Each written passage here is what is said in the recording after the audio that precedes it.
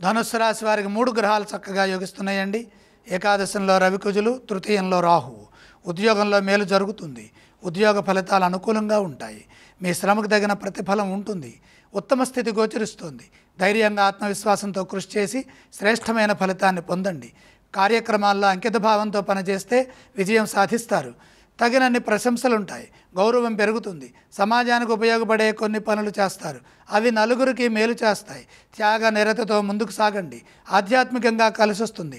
పుణ్య భాజనులు అవుతారు. మీ ధర్మం మిమ్మల్ని కాపాడుతుంది. భూ సంబంధమైన విషయాల్లో స్పష్టత వస్తుంది. ఆస్తి విలువ పెరుగుతుంది. అదేవిధంగా సమయస్ఫూర్తితో వ్యవహరిస్తే వ్యాపారంలో ఎదురయ్యే సమస్యల నుండి త్వరగా బయటపడతారు. వ్యాపారంలో చంచలత్వం లేకుండా ఏకాగ్రతతో నిర్ణయాలు తీసుకొని వాటిని అమలు చేయండి.